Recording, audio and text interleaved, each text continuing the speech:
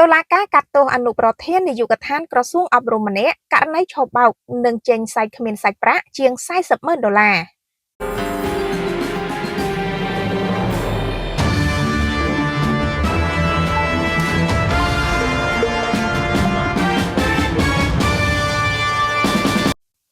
លាការក្រុងភ្នំពេញនៅរសៀលថ្ងៃទី19ខែមីនាឆ្នាំ2025នេះបានបើកសវនកម្មកាត់ទោសបរិសម្នាក់មានតួនាទីជាអនុប្រធាននាយកដ្ឋានរៀបចំនិងគ្រប់គ្រងព្រឹត្តិការណ៍កីឡានៃក្រសួងអប់រំយុវជននិងកីឡាក្រោមបទចោទឆបោកនិងចេញសាច់គ្មានសាច់ប្រាក់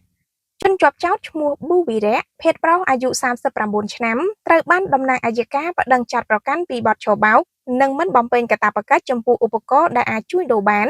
ប្រព្រឹត្តនៅរាជធានីភ្នំពេញនិងខេត្តព្រះសីហនុកាលពីអំឡុងឆ្នាំ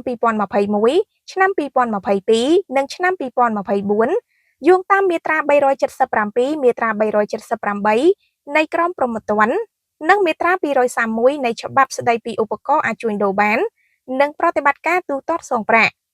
សវនកម្មជាសាធារណៈនេះមានលោកសសំណាងជាចៅក្រមជំនុំជម្រះនិងលោកឆៃហុងជាតំណាងអัยការនិងលោកខិនវិទូជាក្រឡាបញ្ជី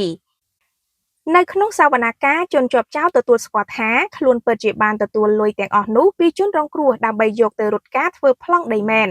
ដោយសារតែខ្លួនរត់ឯកសារមិនបានសម្រេចនិងគ្មានប្រាក់សងត្រឡប់ទៅជនរងគ្រោះវិញទើបខ្លួនព្រមចេញសែកឲ្យទៅជនរងគ្រោះដើម្បីធានាបំណុលជូនជនរងគ្រោះសូមជម្រាបជូនថាជនជាប់ចោទឈ្មោះប៊ូវីរៈដែលគេបានស្គាល់ថាជាកូនប្រុសរបស់មន្ត្រីជាន់ខ្ពស់ម្នាក់ផងនោះត្រូវបានកម្លាំងសមត្ថកិច្ចឃាត់ខ្លួនកាលពីអំឡុងដើមខែកក្កដាឆ្នាំ2024តាមដីកាបញ្ជាឲ្យចូលខ្លួនរបស់លោកសេងមេងស្រុនព្រះរាជអាជ្ញារងនៃអัยការអមស្លាដំបងរាជធានីភ្នំពេញជនរងគ្រោះបញ្ជាក់ថាកាលពីអំឡុងឆ្នាំ2021ដល់ឆ្នាំ2023ខ្លួនបានរៀបចំបែបបទធ្វើប្លង់រឹងដីចំនួន4ប្លង់នៅក្នុងខេត្តព្រះសីហនុនៅពេលនោះជនជាប់ចោទឈ្មោះប៊ូវីរៈបានអះអាងនិងធានាថារូបគេអាចរត់ការធ្វើការនោះបានព្រោះរូបគេស្គាល់អ្នកធំច្រើនណាស់អាចជួយបាននិងប្រើរយៈពេលតែ1ឆ្នាំប៉ុណ្ណោះនឹងរួចរាល់ហើយជនជាប់ចោទឈ្មោះប៊ូវីរៈក៏បានទាមទារប្រាក់ថ្លៃសេវាចំនួន$80,000ពីជនរងគ្រោះដោយសារតែការស្គាល់គ្នានិងជឿជាក់លើជនជាប់ចោទទើបជនរងគ្រោះព្រមប្រគល់ប្រាក់ចំនួន$45,000ឲ្យទៅជនជាប់ចោទដើម្បីរត់ការធ្វើប្លង់រឹងដីចំនួន4ទីតាំងចំណែកប្រាក់ថ្លៃសេវាដែលនៅខ្វះចំនួន$35,000ទៀតគឺជនរងគ្រោះនឹងប្រគល់ឲ្យទៅជនជាប់ចោទនៅពេលដែលការងាររួចរាល់ក្រោយពេលទទួលប្រាក់ពីជនរងគ្រោះរួចជនជាប់ចោទឈ្មោះប៊ូវីរៈបែរជាមិនអាចធ្វើប្លង់រឹងនោះបានតាមការកំណត់នោះទេនិងបានព្យាយាមគេចវេះមិនព្រមសងលុយចំនួន$45,000ត្រឡប់ទៅជនរងគ្រោះវិញឡើយ